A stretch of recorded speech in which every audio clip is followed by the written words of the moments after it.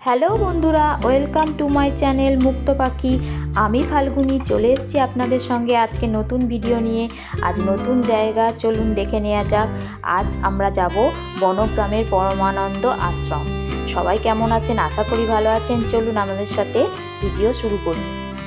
প্রথমেই আসি কিভাবে পৌঁছবো।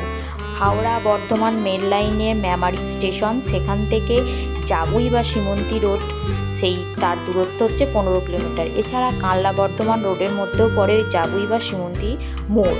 সেই মোড়ে নেমে আপনারা বনগ্রাম আশ্রমের দূরত্ব হচ্ছে 3 কিলোমিটার। সেখানে নেমে আপনারা অনেক টোটো পেয়ে যাবেন। টোটো ভাড়া নেবে 15 থেকে 20 টাকা। শুধু বলতে হবে পরমানন্দ আশ্রম যাবে, তারা পৌঁছে দেবে। এছাড়া নিজস্ব গাড়িতে তো আপনারা যেতেই পারেন। নির্জন নিরিবিলি গ্রাম্য পরিবেশে সারাদিনে ভ্রমণের জন্য একটা আদর্শ জায়গা। আর তার সঙ্গে থাকছে সারাদিনের থাকা খাওয়ার সমস্ত গুরুত্বপূর্ণ তথ্য। তাই ভিডিওটা স্কিপ না করে পুরোটা দেখতে থাকুন আর লাইক শেয়ার করে অবশ্যই চ্যানেলটির পাশে থাকবেন। এবার আসি কিভাবে এই আশ্রম তৈরি হলো। 1954 সালের 25শে ডিসেম্বর পূর্ব বর্ধমান জেলার কানলার কৃষ্ণদেবপুর গ্রামে স্বামী পরমানন্দ মহারাজজির জন্ম হয়। জন্মসূত্রে তার নাম ছিল প্রবীর। ব্রহ্মচারী হওয়ার পর তার নাম হয় ব্রহ্মচারী প্রবীণ। তিনি অশোকবালা দেবীর দেওয়া একটি পরিত্যক্ত জমিতে 1978 খ্রিস্টাব্দে কোজাগরী পূর্ণিমার দিন ঠাকুরদাস আশ্রম স্থাপন করেন। তার 1 বছর পর থেকে সেখানে একটি বাৎসরিক উৎসব হয়। সেই অনুষ্ঠানে ঠাকুর শ্রী শ্রী রামকৃষ্ণের পূজা অর্চনা হয়।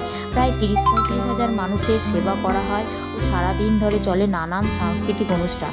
ব্রহ্মচারী রবীন উত্তরকাশী রামানন্দ অবধূতজির নিকট সন্ন্যাস দীক্ষা নিয়ে স্বামী পরমানন্দ নাম নিয়ে 1980 খ্রিস্টাব্দে বনগ্রাম আশ্রমে ফিরে আসেন। তারপর থেকে আশ্রমের নাম হয় পরমানন্দ মিশন। তার কিছুকাল পরে দুর্গাবালা দেবী গুরুজির ভাবাদর্শে আপ্লুত হয়ে স্বল্প মূল্যে বিশাল পুকুরসহ অনেকটা জমি প্রদান করেন। এখানে রয়েছে পরমানন্দ দাতব্য চিকিৎসালয়, যেখানে বিনামূল্যে চক্ষু অপারেশন করা হয়। এছাড়া আছে অতিথি নিবাস, বাইরে থেকে ভক্তরা এসে এখানে রাত্রিবাস করতে পারে। এছাড়া লাইব্রেরি ও স্কুল তো রয়েইছে, সেখানে অনেক অনাথ বাচ্চা পড়াশোনা করে। ড্রাইভিং স্কুল, প্রাথমিক বিদ্যালয় ও হাই স্কুলও আছে। অনাথ বাচ্চাদের থাকা খাওয়ার জন্য ছাত্রাবাসেরও ব্যবস্থা রয়েছে বিনামূল্যে দুপুরের খাবারের ব্যবস্থা যেখানে হয়, তার সেই জায়গাটির নাম হলো অন্নপূর্ণা ভোজনালয়। বসে প্রসাদ খাবার জন্য বিশাল এক ঘরের ব্যবস্থা, যেখানে একসাথে অনেক ভক্ত বসে প্রসাদ গ্রহণ করতে পারেন। রয়েছে হাই স্কুল লাগোয়া এক বিশাল মাঠ, যেখানে বাচ্চারা খেলাধুলা করতে পারে। এছাড়া চারিদিকে এত গাছপালায় ভরা যে গরমের দুপুরের দিনেও সেই জায়গায় গিয়ে দুদণ্ড বসে চরম শান্তি অনুভব করা যায়। নাম না জানা অনেক পাখির কলরব আর চারিদিকে ফুটে থাকা অজস্র ফুল মনকে শান্ত করে দেবে। গুরুজির ভাবাদর্শে আপ্লুত হয়ে সেই জায়গায় চুপ করে বসে থাকতে ইচ্ছা করবে আপনার। প্রত্যেক বছর 25শে ডিসেম্বর গুরুজি অর্থাৎ শ্রী শ্রী পরমানন্দ মহারাজজির জন্মদিন উপলক্ষে লক্ষাধিক ভক্তের আগমন হয় সেখানে। স্বামীজি গোটা ভারতবর্ষ ভ্রমণ করেছিলেন। ভক্তদের মুখ থেকে শোনা যায় যে স্বামীজি একদিন ক্ষুধার তাড়না সহ্য করতে না পেরে একজন ভদ্রলোকের কাছে খাবার জন্য টাকা চাইলে তিনি তো টাকা দেননি, উল্টে স্বামীজির বুকে লাথি মেরে তাকে ফেলে দেন এবং তাতে তিনি অজ্ঞান হয়ে পড়ে যান। তারপর স্টেশনের কয়েকজন মুটে সেবায়েতের শুশ্রূষার দ্বারা তিনি সুস্থ হয়ে ওঠেন। তখনই তিনি মনে মনে সংকল্প করেন, ভগবান যদি তাকে সুযোগ দেন তাহলে অসহায় অনাথ ছেলেমেয়েদের জন্য তিনি কিছু করবেন। বর্তমানে সেই পরমানন্দ আশ্রম হয়ে উঠেছে বহু অনাথ শিশুর থাকা খাওয়ার ব্যবস্থা।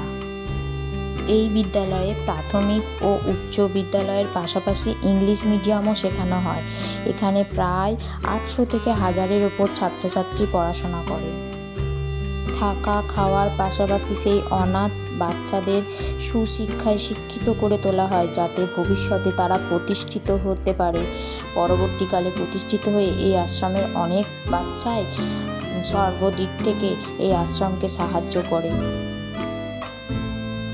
আশ্রমের মাঝখানে থাকা টলটলে জলের স্বচ্ছ জলের পুকুর আশ্রমটাকে আরও যেন সুন্দর করে তুলেছে। আর এই পুকুরে রয়েছে বড় বড় মাছ, যেখানে অন্নপূর্ণা ভোজনালয়ের খাবারের জলগুলো বেরোয়, তো সেইখানে খাবারের টুকরো খাওয়ার জন্য প্রচুর বড় বড় মাছ এসেছিলো, আমি দেখেছি, কিন্তু কোনো কারণে আমার সেই ভিডিওটা ডিলিট হয়ে যায়, তাই আপনাদের সামনে দেখাতে পারলাম না।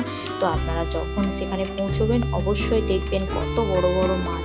আর সেই মাছ তুলে নাকি এই আশ্রমে থাকা বাচ্চাদের সপ্তাহে বা মাসে একদিন করে খাওয়ানো হয়, এটাও শুনলাম।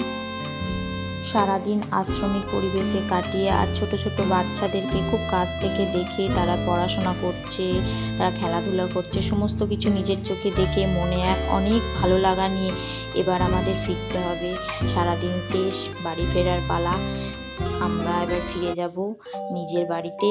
তো আপনারা যার যার আসার ইচ্ছা তারা অবশ্যই এই আশ্রমে এসে একবার ঘুরে যাবেন। দেখুন যাবার পথে কি বীভৎস কালো করে মেঘ করেছে এবং দেখতে দেখতেই বৃষ্টি এসে গেল। এই দেখুন বৃষ্টির ফোঁটা পড়তে শুরু হয়ে গেছে অলরেডি। আমরা বৃষ্টিতে ভিজতে ভিজতে বাড়ি ফিরি। আবার দেখা হবে আপনাদের সাথে নতুন কোনো ভিডিওতে, নতুন কোনো জায়গায়। ততদিন পর্যন্ত সবাই ভালো থাকবেন, সুস্থ থাকবেন, আর আমার চ্যানেলটিকে অবশ্যই লাইক শেয়ার করে আমার পাশে থাকবেন। Thank you, tata.